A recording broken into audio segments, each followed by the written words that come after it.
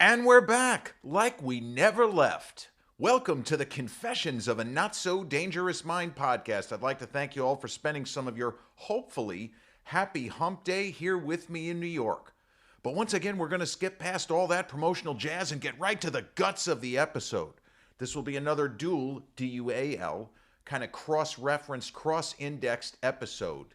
This is an on this day, but this is also, I think, a pretty solid entry into the best movie you've never seen category. And I'm pretty confident that unless you're a completist of its lead actor, or for who knows what reason, a completist of its director, if you're under 35, you probably haven't seen this movie. You might not even know that it exists, even if you consider yourself a fan of the lead actor. But on this day, 1988, the notorious, and I don't use that word lightly, and I'm not trying to be funny, the notorious, brilliant filmmaker Roman Polanski put out a movie starring Harrison Ford and his wife. I think at the time it was just his girlfriend. They're still together, Emmanuel Sainer. And the movie was called Frantic.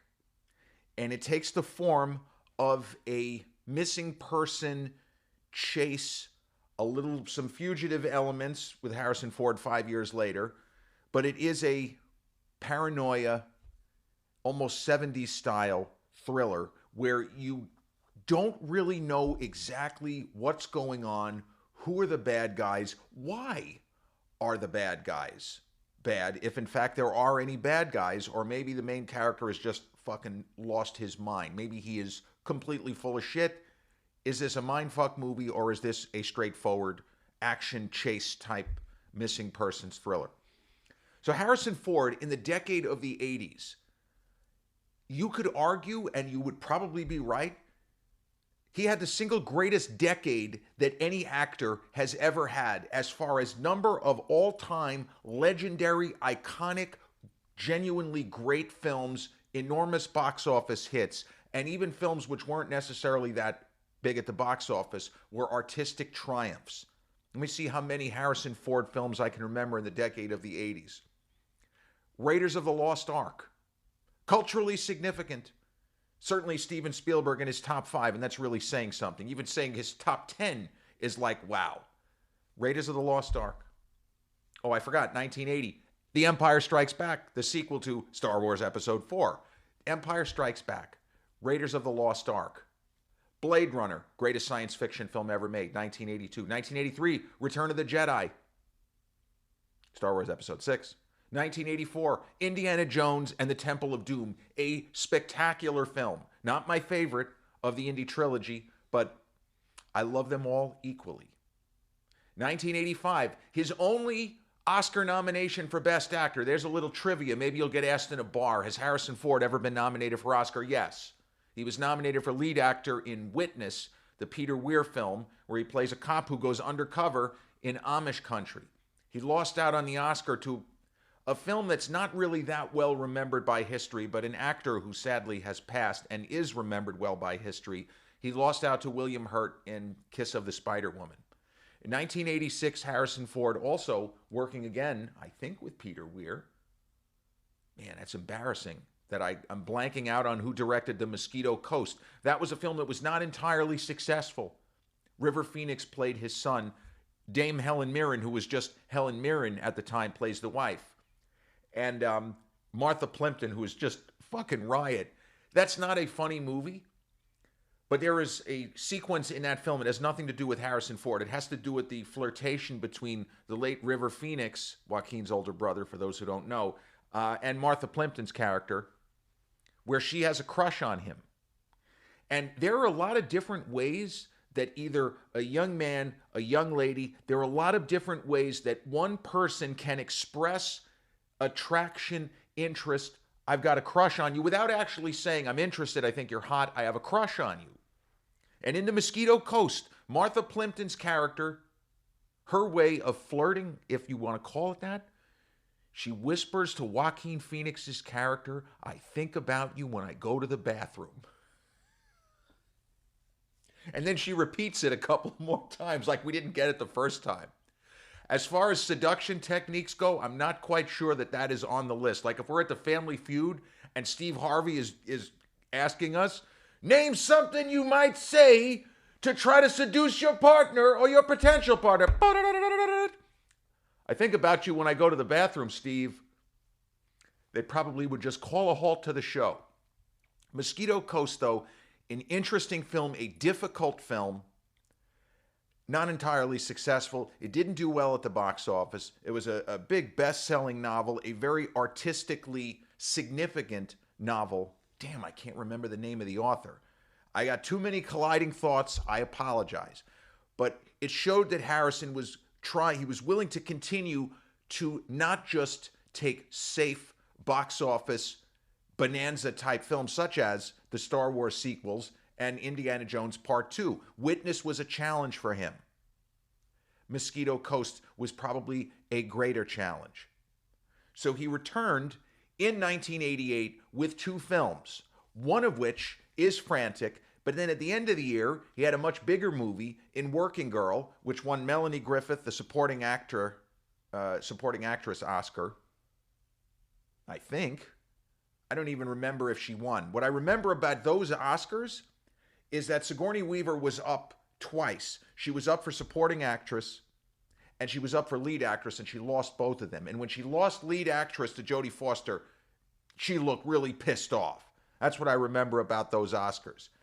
But Melanie Griffith is fantastic in the movie Working Girl. And Harrison Ford, again, he's trying to craft a different character. He plays like a big shot businessman. There is no trace of Rick Deckard, Han Solo, Indiana Jones. Just as there's no trace of those characters in the movie Witness, the character he plays John Book, or in the Mosquito Coast, where he plays this kind of a different thinker, an outside-the-box thinker who starts to go a little cuckoo in the Amazon rainforest in Ali Fox.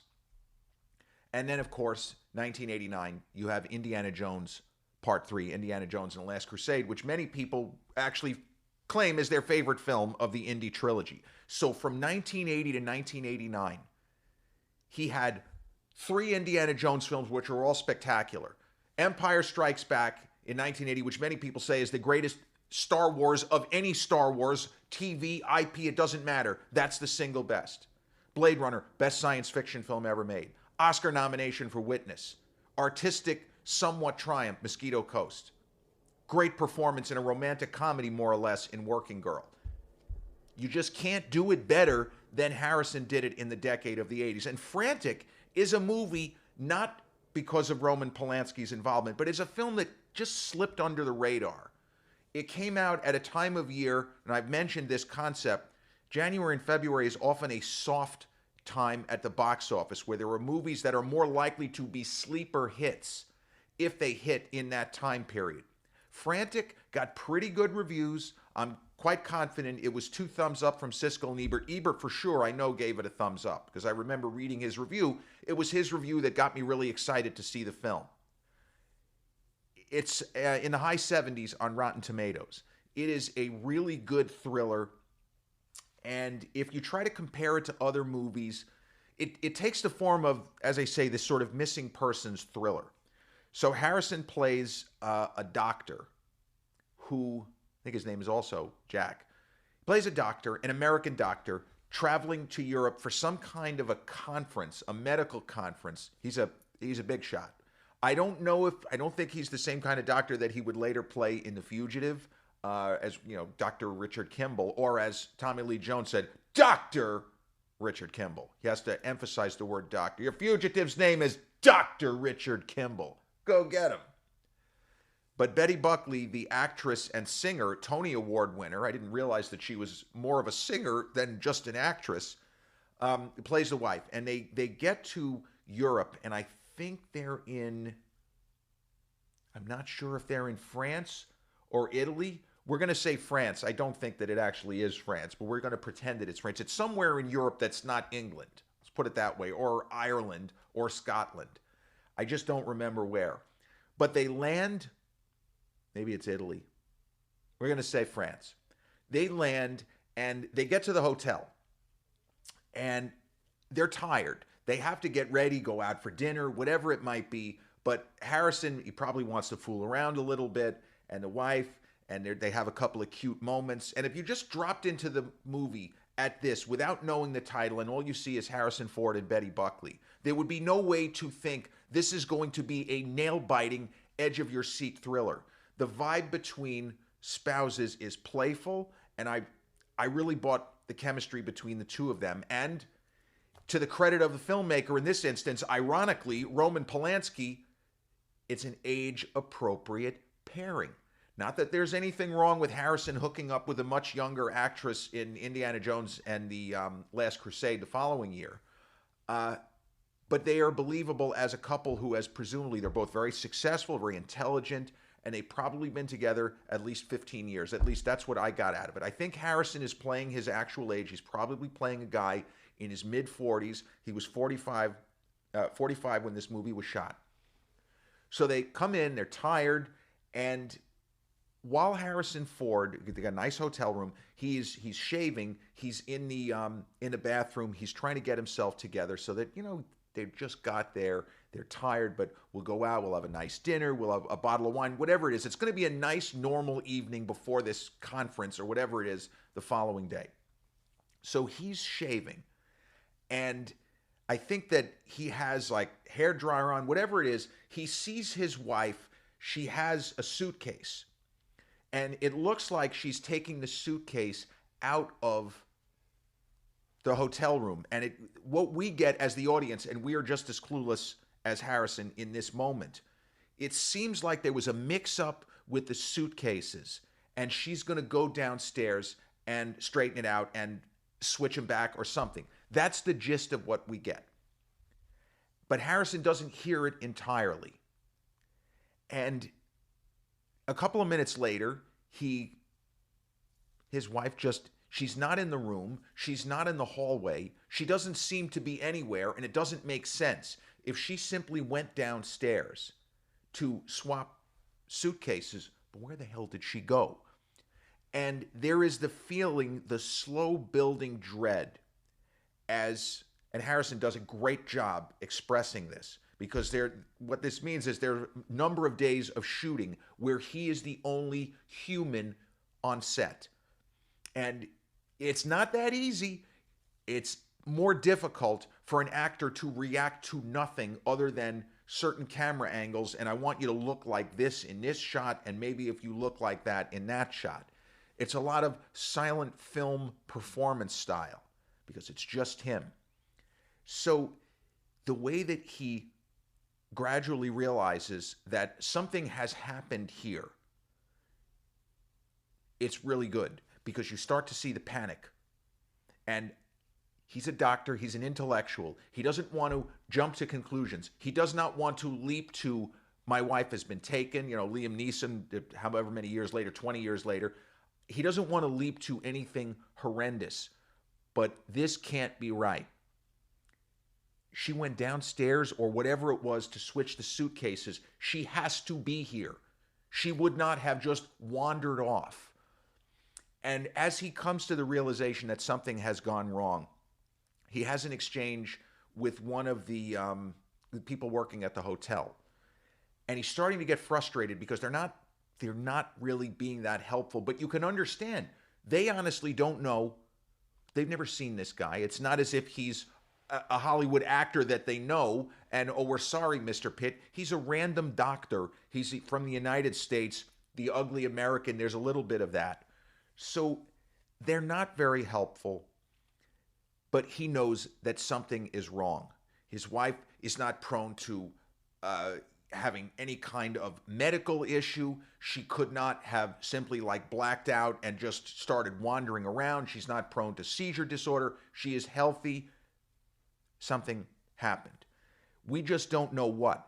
And it's to the credit of this movie, and I remember Roger Ebert mentioned this in his review, for at least the first hour, we do not know what is going on. All we know is there seemed to be an issue with a suitcase, and she just, in the immortal words of Warden Norton in Shawshank, she just up and vanished like a fart in the wind. She's gone. So now you have a stranger in a strange land.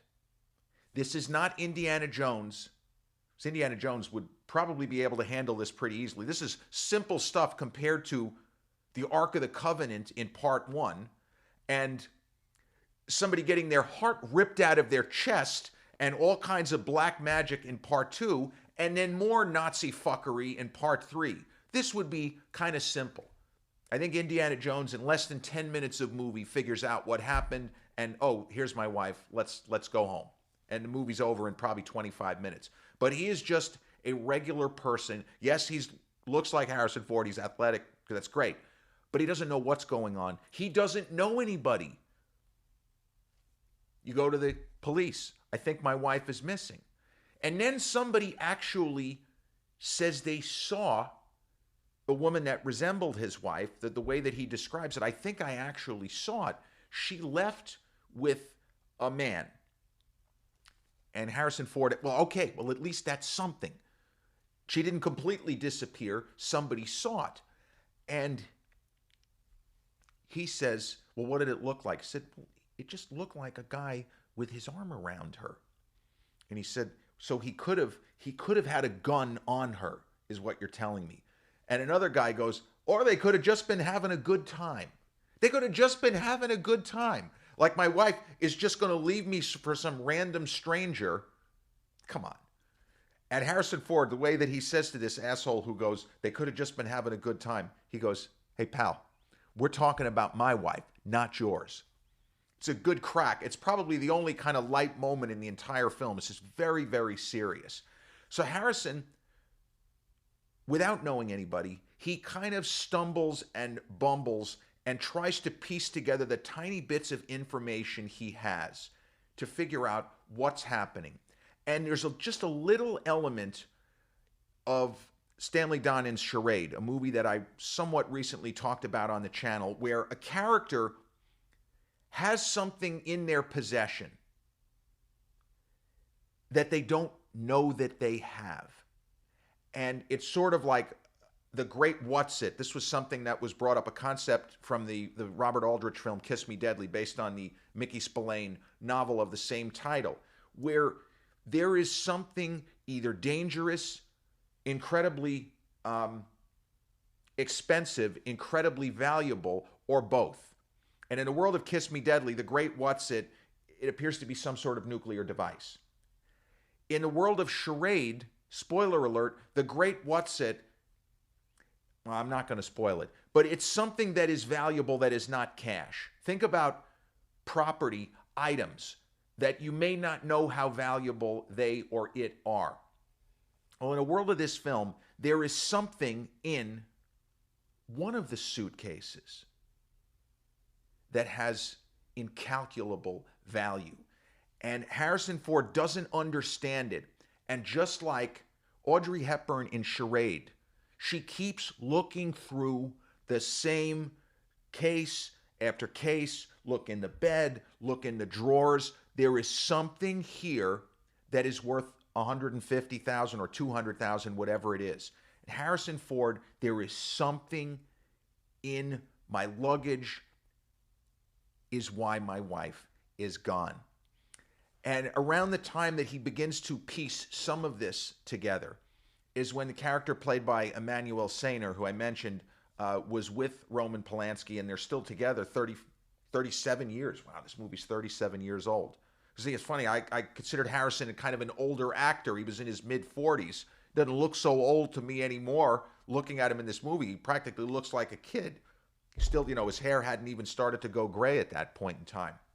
But when that character comes into the story, she's like a mystery woman, but she seems to have information. And without spoiling it, you figure that you're going to get some answers.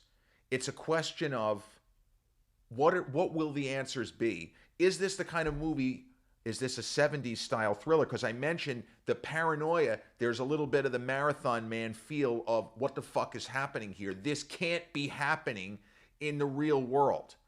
I'm a grad student. What do you mean there are Nazis that are going to question me and they're probably going to try to kill me? What the fuck? I am a grad student. Harrison Ford's character is just a doctor. He might be a great doctor. He might speak at an international conference, but he's a regular guy. He went to Europe. He's in Europe with his wife for a medical conference. He's not in Europe to save the day or to try to keep a terror group from getting their hands on some kind of a nuclear device. What the fuck are we doing here? But we feel we're going to get some answers. But if this is really an echo of 70s thrillers, there's a chance that Harrison might find out what happened at the expense of his own life. And that's where this film really works from a contemporary perspective, because we can tell this is an old school, old style thriller, and not every one of these kinds of movies. Also, it was made in Europe. They don't always have conventional, happy Hollywood endings. And, you know, it's easy to overlook Harrison Ford's performance in this because it's his least well-remembered or well-known performance of all the films that he made in this decade. But he sells it. To me, he is really good. He's strong, but he is not a dominant. This is not an alpha. He is not Han. He is not Indy.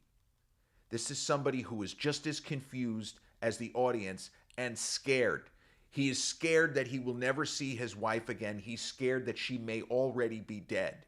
Is he really the kind of guy that is going to be able to dispense justice to people who might be trained in the art of killing, in the art of committing acts of terror? He's just a doctor. We'll just have to see how it all plays out. And the movie does hold the key to the mystery for until just about the last 5 to 10 minutes of the film, much like the movie Charade, which is set in Europe. I should have pointed that out. It's mostly set in France, like near the Alps. That movie, you go a whole hour where everybody keeps telling Audrey Hepburn, you have it, you have it, you have it, you have it, you have it. She has it, she's full of shit. We're going to kill her and then we'll find it. And it does not become apparent until there's like 10 minutes, maybe 15 minutes left in the film. This movie withholds the mystery who the quote-unquote bad guys are and why the whole way through.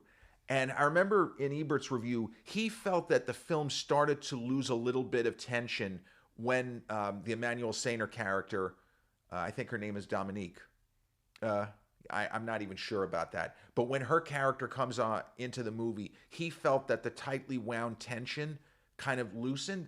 I disagree. I actually like this movie more than Roger did. He gave it 3 stars out of 4. I would give it 3.5. And it's another movie, I don't know anyone who has seen it that doesn't say, yeah, that's a really good thriller.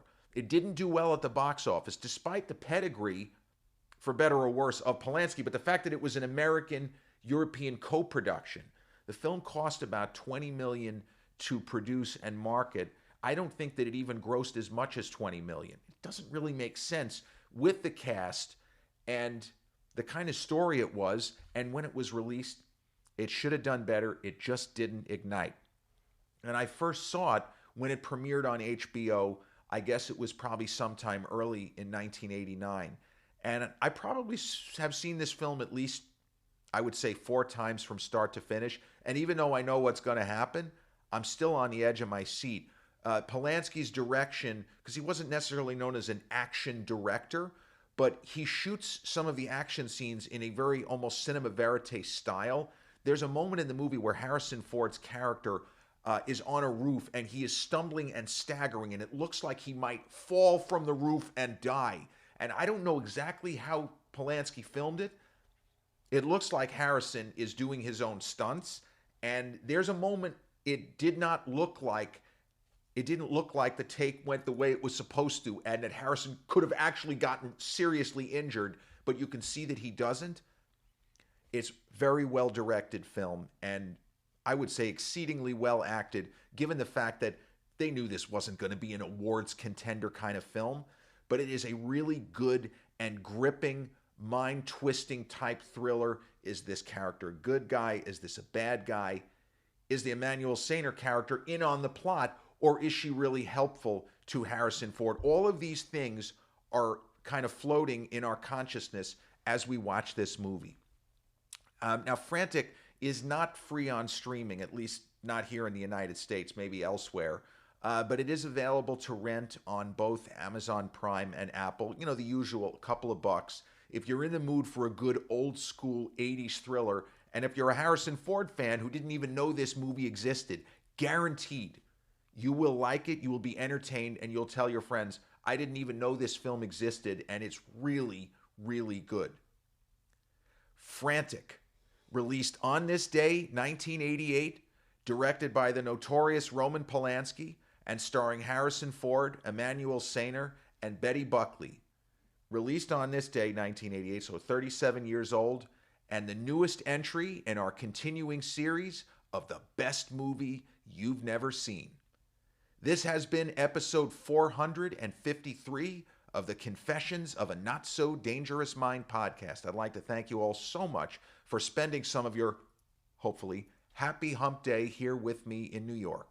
If you check out this episode on the YouTube channel, haven't done so already, please click like, subscribe, comment, share, turn on those notifications. Or if you catch this episode on the audio platforms such as Podbean, Spotify, iTunes, or the others in which we're hosted, same general rule applies. Click like, subscribe, share, and turn on those notifications. I'll be back with a new episode real soon. Until then,